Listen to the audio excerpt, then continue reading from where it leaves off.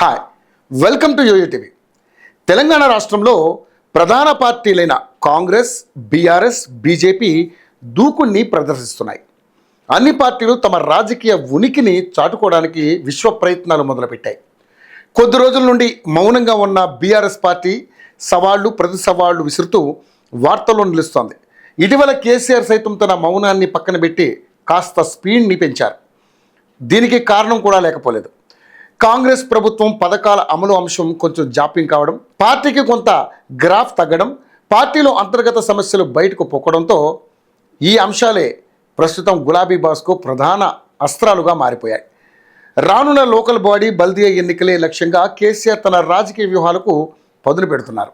ఇటీవల కేసీఆర్ తన ఫామ్ హౌస్లో పార్టీ కార్యకర్తలతో మాట్లాడుతూ ఆంధ్రప్రదేశ్ రాష్ట్రంలో కూటమి వల్లే టీడీపీ అధికారంలోకి వచ్చింది అంటూ సంచలన వ్యాఖ్యలు చేశారు. ప్రస్తుతం ఈ అంశంపై రాజకీయ వర్గాల్లో చర్చ జరుగుతోంది.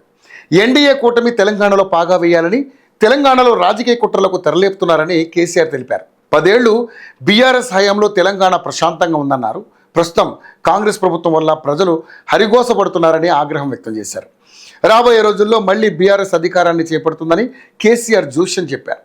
ఈ విధంగా కేసీఆర్ మళ్ళీ సెంటిమెంట్ని రగిల్చి తెలంగాణ ఉద్యమ ప్రస్థానాన్ని ప్రజలకు వివరించడానికి, తద్వారా తెలంగాణ ప్రజానికం ఆదరణని పొందడానికి ప్రయత్నిస్తున్నారని రాజకీయ వర్గాల్లో చర్చ జరుగుతోంది. ఇదిలా ఉండగా BRS working president KT Rama Rao తాజాగా కరీంనగర్ బహిరంగ సభలో మాట్లాడుతూ అధికార కాంగ్రెస్ ప్రభుత్వంపై నిప్పులు చెరిగారు. రూలింగ్లోకి వచ్చిన నాటి నుండి రాష్ట్రంలో బీఆర్ఎస్ పార్టీ కార్యకర్తల్ని ఇబ్బందులకు గురిచేస్తున్నారని, ప్రభుత్వంపై రాష్ట్ర పోలీస్ శాఖపై మండిపడ్డారు. తాము అధికారంలోకి వచ్చిన తర్వాత ఎవరిని వదిలిపెట్టమని ఆవేశంగా మాట్లాడారు. తెలంగాణలో పోలీసులు దొంగల్ని పట్టుకోవడం మానేసి సోషల్ మీడియాలో ఒక్క పోస్టు పెట్టినా మా నాయకులు వెంటబడుతున్నారని ఆగ్రహం వ్యక్తం చేశారు. తమ కార్యకర్తల్ని ఇబ్బందులకు గురి చేసిన వారు రిటైర్ అయినా వారు ఎక్కడ ఉన్నా వెతికి మరీ వడ్డీతో సహా చెల్లిస్తామని ఆగ్రహం వ్యక్తం చేశారు.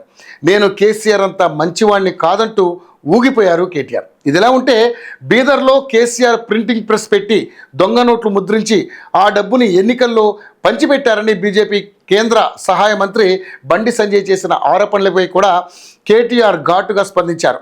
అవాకులు చవాకులు పేలుతున్న బండి సంజయ్ కరీంనగర్ అభివృద్ధికి పాటుపడాలని, దొంగ నోట్ల ఆరోపణలకు సంబంధించి ఆధారాలు ఉంటే బయటపెట్టాలని కేటీ రామారావు డిమాండ్ చేశారు. ఇటీవల తమిళనాడు సీఎం స్టాలిన్ అధ్యక్షతన చెన్నైలో జరిగిన డీలిమిటేషన్ సదస్సులో తెలంగాణతో పాటు అన్ని దక్షిణాది రాష్ట్రాలు ఏ విధంగా డీలిమిటేషన్ వల్ల నష్టపోయాయి అన్న అంశంపై కూడా కేటీఆర్ తనదైన శైలిలో స్పందిస్తూ కేంద్ర ప్రభుత్వ నిర్ణయాన్ని ఎండగట్టారు. ఈ నేపథ్యంలో ప్రస్తుతం గులాబీ పార్టీ అధినేత కేసీఆర్తో పాటు కేటీఆర్ మిగతా నేతలు కాస్త దూకుడు పెంచారని విశ్లేషణలు వినబడుతున్నాయి. ప్రజాక్షేత్రంలో పార్టీ ఉనికిని కోల్పోకుండా పార్టీ శ్రేణుల్లో ఉత్సాహాన్ని నింపడానికి గులాబీ నేతలు నడుబిగించారని తెలుస్తోంది.